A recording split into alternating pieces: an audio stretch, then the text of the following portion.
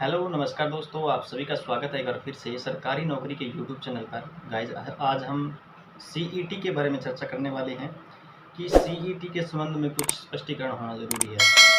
तो सभी दोस्त एक बार वीडियो को शेयर कर दें और सभी अपने अपने जो भी व्हाट्सएप ग्रुप है उसमें एक बार शेयर ज़रूर करें, फेसबुक ग्रुप भी शेयर करें और अपने फ्रेंड्स को जोड़ें जल्दी से जल्दी। राम राम सभी को, गुड मॉर्निंग गुड मॉर्निंग। चलिए फिर स्टार्ट करते हैं सीटी के संबंध में। सबसे पहले बात यह है कि सीईटी के बारे में हमें कोई मार्क्स के बारे में नहीं बताया गया है, ये बात आप ध्यान में रखना। जैसे हम 100 नंबर का जैसे पेपर है तो मानकर चलो कि 60 नंबर या 70 नंबर आने के बाद हमारी मेरिट लिस्ट जारी होती है कि 70 नंबर है, हमें आ गए हैं।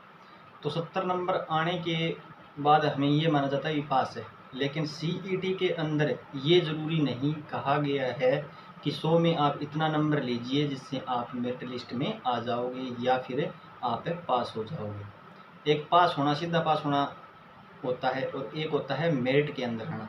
तो इसमें ये कुछ भी बताया नहीं गया है कि मार्क्स कितने चाहिए या कितने ज़रूरी है, कंपलसरी है लेने।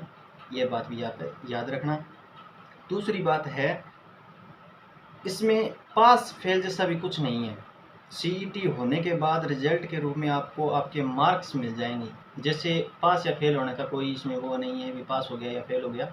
आपका एक एग्ज़ाम हो गया, एग्ज़ाम होने के बाद में आपको सिर्फ मार्क्स मिल जाएंगे। जैसे अगर किसी के नंबर आए हैं 75, तो 100 में से 75 नंबर आपको मिल जाएंगे कि ये आपके 75 नंबर है। आप पास हो या फेल हो इसकी कोई गारंटी नहीं है। आगे देखते हैं। इसके बाद अगर सीईटी के अधीन रखी गई किसी भर्ती के फॉर्म आते हैं तो कुल भर्ती के 15 गुना ही उसकी परीक्षा दे पाएंगे। अगर मान के चलो भी 100 पोस्ट पर कोई भर्ती निकली है, 100 पोस्ट पर अगर कोई भर्ती निकलती है तो उसके 15 गुना यानी 1500 लोगों को ही उसमें चुना जाएगा। इस बात को ध्यान में रखना। वही 1500 लोग जो चुने जाएंगे वही पेपर दे सकते हैं, अन्य कोई पेपर नहीं दे सकता। इस बात को भी आप ध्यान रखना। सीईटी की तैयारी करने वालों के लिए विशेष चर्चा चल रही है, तो सभी को एक बार शेयर कर दीजिए ताकि सारे दोस्त हैं वो मिलकर इस वीडियो को देख सकें। आगे देखते हैं। और उसमें अतिरिक्त पास जैसा कि आरएएस परी में होता है ऐसा कुछ भी नहीं होता, ठीक है। इसके बाद देखते हैं। इसलिए हर भर्ती में पदों के हिसाब से सीईटी की कट ऑफ अलग अलग रहेगी और काफ़ी अधिक रहेगी। यानी कट ऑफ है वो अलग अलग रहेगी सभी के लिए और काफ़ी हद तक है। यानी जो पढ़ने वाला बंदा है वो ज़्यादा मेरिट लेके आएगा। इस बात का तो आपको ही पता है और मुझे भी इस बात का पता है। तो ध्यान में रखना, ज़्यादा से ज़्यादा आपको पढ़ना पड़ेगा सीईटी के अंदर। चाहे वो हरियाणा की भर्ती है, चाहे वो राजस्थान की भर्ती है, चाहे कहीं की भी है, सीईटी का जो पेपर होगा उसमें ये नहीं बताया गया है कि आपको इतने मार्क्स चाहिए या इतने नंबर लेने आपको कंपलसरी है, उसी के बाद आप पास होंगे। नहीं, आप हो सकता है 40 नंबर वालों को भी पास कर दे, यानी सीधा नंबर दिखा देगा। पास या फेल जैसा तो इसमें कोई है ही नहीं।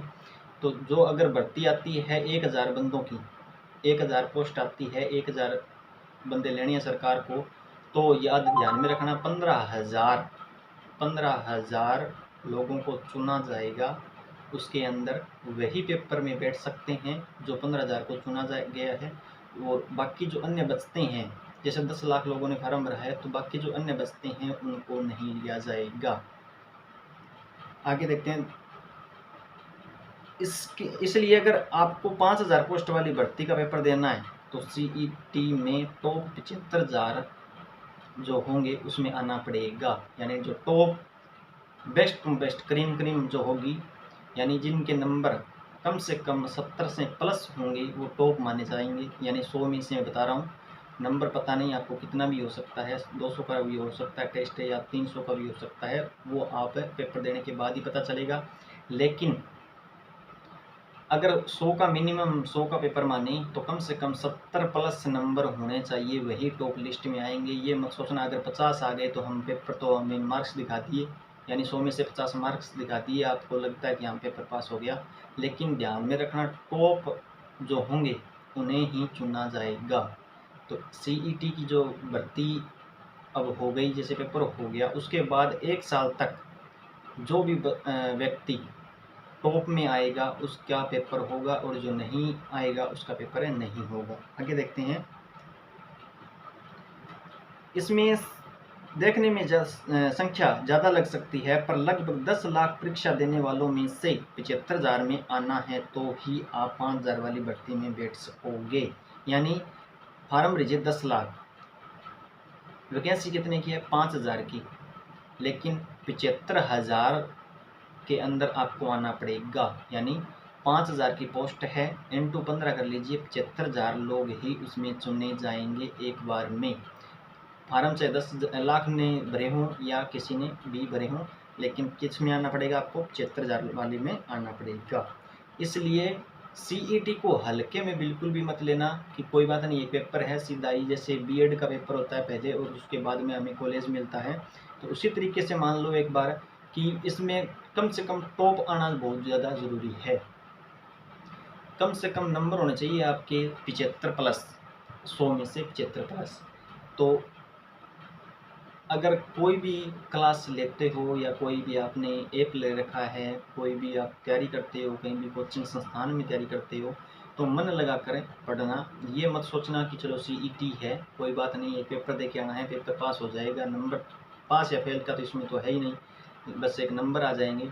लेकिन ध्यान रखना 70 प्लस नंबर होने चाहिए आपके। अगर 70 प्लस नंबर नहीं मिलते हैं आपको तो आप टॉप लिस्ट में नहीं आओगे, और टॉप लिस्ट में नहीं आओगे तो वही बात होगी कि आप एक साल तक जो वैकेंसी आने वाली है सीईटी के थ्रू आगे, तो वो आप फार्म अप्लाई नहीं कर सकते या फिर आप पेपर में नहीं बैठ सकते।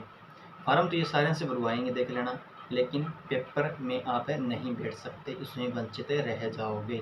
तो इसलिए उम्मीद इस चीज़ की रखना या कोशिश इस तरीके से करना पेपर देने की कि हमें कम से कम नंबर मिले, वो 70 से लेकर 80 या 80 से भी ऊपर अगर नंबर मिल जाए तो वो हम टॉप लिस्ट में आ जाएंगे, और टॉप लिस्ट के आने के बाद हम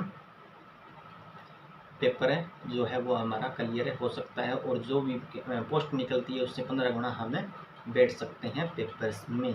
आगे हम बात करते हैं, ये तो हो गई सीईटी के बारे में। अब बात करता हूँ बीएसटीसी की। तो बीएसटीसी जो है वो आज से फार्म स्टार्ट हो गए हैं और 30 अगस्त तक फार्म भरे जाएंगे।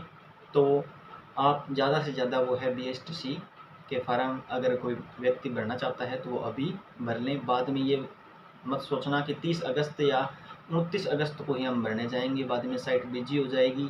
तो ये आप अगर भरना चाहते हो बीएसटीसी का फार्म है तो अभी से फार्म वो है अपना भर लो, बाद में ये मत सोचना कि हम लास्ट में भरेंगे।